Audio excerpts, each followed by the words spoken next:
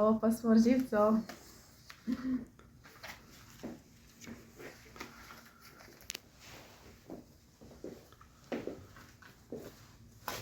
السلام عليكم شيماء. اليوم من جديد من مدينة برشلونة الحضور ديالنا معاك وانتينا حاضرة معنا. جينا نشاركوا معك الفرحة ديالك اليوم على الباسبور ديالك. تبارك الله توفقتي اليوم بالباسبور ديالك، مشينا معك القنصلية ديال المملكة المغربية في برشلونة وخديتي الباسبور ديالك. حنا جد فرحانين. وشنو كتقول على هذه الفرحة ديالك؟ السلام عليكم. بعد شكرا على الاستضافة ديالك. واخيرا قدرت نشبر الباسبور ديالي من بعد معاناة طويلة. كنت صافي فقدت صراحة الامل ديالي، حيت كانت بصح عرفت لي في باسبور، وكنت اصلا كنفكر نرجع في حالي، حيت صافي تشدوا لي جميع البيبان. كنبغي نعمل باسبور كيطلبوا لي شهادة سكنة، كنبغي نعمل شهادة سكنة كيطلبوا لي باسبور. وفي ديك الوقت ما كنتش جبات لي عاوني، وتل دابا الحمد لله. شكرا لكم بزاف نتينا السي مراد وبشرى والناس القنصليه قدروا يعاونوني الحمد لله. كما كتشوفوا شبرت باسابورتي ديالي في ظرف 15 يوم. عاونوني بزاف، كنشكركم وكنشكر كما قلت لك القنصليه ونتينا والناس كاملين اللي تدخلوا باش يقدروا يعاونوني على الباسبور ديالي. الحمد لله. كما قلت لكم دابا اول حاجه زولتها هي الباسبور اللي كان فيه مشكل كبير، حيت ما عارفين بلا باسابورتي ما نقدر نعمل والو. وان شاء الله دابا شويه بشويه ندخل نقرا، نفتح كونت بوكر ديالي، نعمل شهاده السكنه ان شاء الله. مدام شيماء، يعني هذه الفرحه اللي شفناك اليوم، الباسبور اللي كانوا يعني تشدوا لك الابواب، وكنت يعني في واحد الايام جد صعبه باش كنا كنشوفك كتبكي كتقول باغا نرجع باغا نمشي.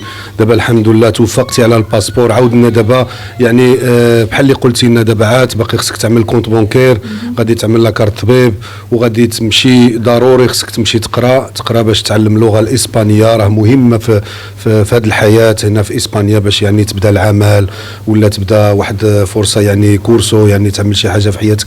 راه ضروري خصك اللغه. حنا غادي نساعدو كما قلت لك، يعني هادشي كامل بجهد الله وبجهد الاخوان ديال الجاليه المغربيه اللي كيتواجدوا هنا في برشلونه.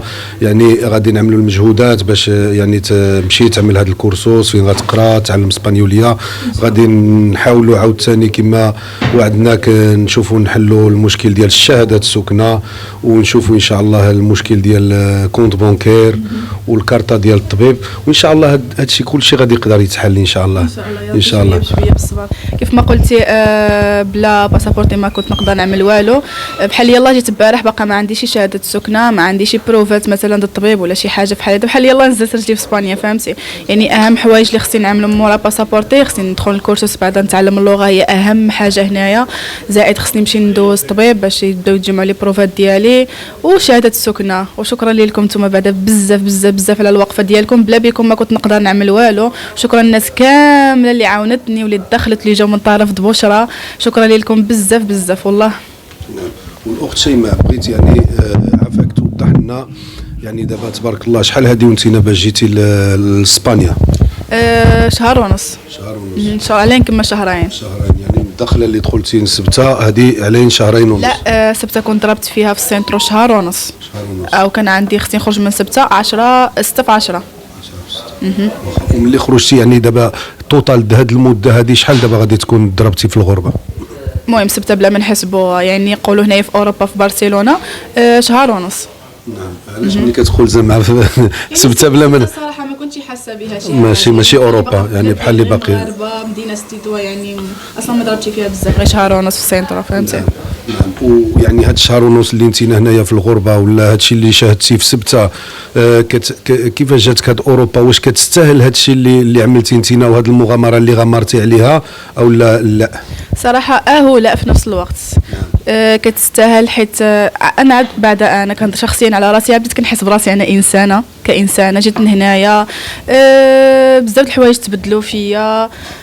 مهم الحقوق بعد هنايا كاين الحقوق، مرضتي غداوى، مهم بزاف د الحوايج. في الاخر بعدا غتضمن الوريقات ديالك، حتى ولا ما كان والو تخرج بالوريقات ديالك.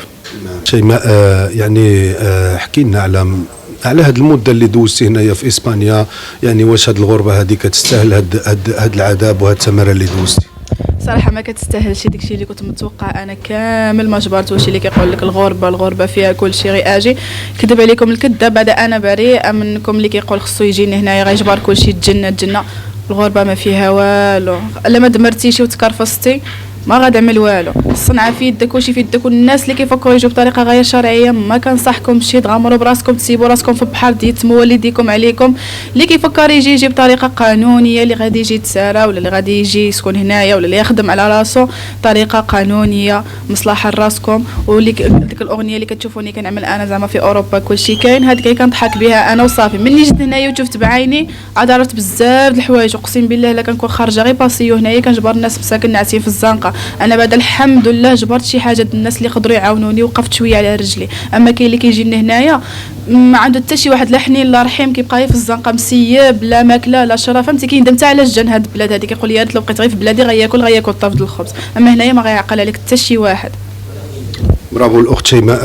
هاد التوضيحات ديالك اللي مهمين في القناه ديالنا، اللي حتى حنا بغينا يعني هاد الشيء يوصل للشباب اللي في المغرب اللي كيفكروا يجيو بهاد الطريقه غير شرعيه. وهي الاخت شيماء اللي دازت في واحد الطريق جد صعبه، وكتقول لكم يعني راه هذيك الغنيه اللي كتغني يعني في اوروبا كلشي كاين، راه ما كاين والو اخوتي. راه اوروبا راه فريمون صعيبه بزاف بزاف. الشباب اللي كيفكروا يجيو يعني لما جاوش يعني يقراو يكملوا الدراسه ديالهم ولا يعملوا شي حاجه اللي كتقدر يعني تدمر لهم المستقبل ديالهم، ما عندهم علاش يجيو. واخر كلمه غادي نخليوها للاخت شيماء. المهم الله يسهل على الجميع، وكما قلت لكم اللي كيفكر يجي يحاول يجي بطريقه قانونيه، ما تغامروش براسكم، ما تسيبوش براسكم في بحر خاسين غير هيداك. اللي بغى يجي يفكر مزيان، وحتى الا قررتوا باش تجيو بعدا بطريقه قانونيه كيف ما قلت لكم، جيبوا شي حرفه في يدكم، شي صنعه، حاولوا تعلموا اللغه. شحال من حاجه اللي غتجيو هنا غتنفعكم، ماشي بحال انا جيت هنايا طويله لا لغه لا دبلوم لا بيرمي ديالي لا باسابورتي لا حتى شي حاجه. كما قلت لكم بعدا انا عندي واحد شويه الزهر جبرت الناس اللي وقفوا معايا. اما انا الايامات الاولى كنت صافي كنقول خصني نرجع في حالي، غير رجعوني هزوني ما جيت.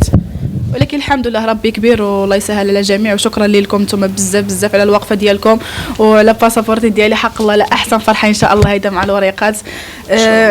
والله الا كنت صافي فقدت الامل فيه باش نعملو. كما كنت قلت لكم كان خصني نعمل باسبور كيطلبوا لي شهاده سكن، يعني فين ما مشيت كيرجعوني.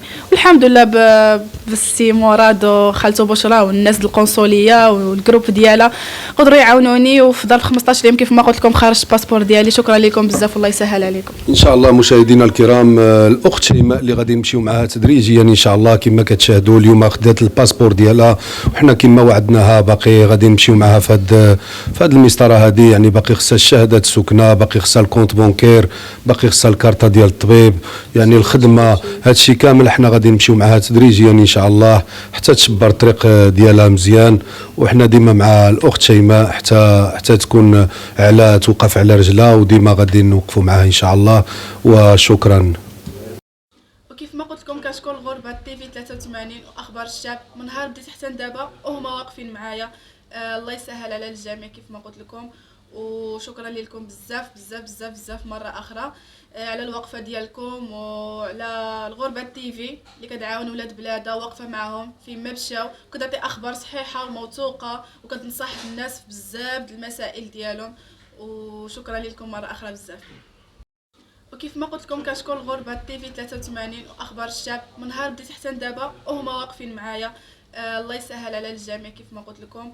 وشكرا لكم بزاف مره اخرى على الوقفه ديالكم، وعلى الغربه تي في اللي كتعاون ولاد بلادها واقفه معهم فين ما مشاو، كتعطي اخبار صحيحه وموثوقه وكتنصح الناس بزاف المسائل ديالهم. وشكرا لكم مره اخرى بزاف. شكرا لك بزاف.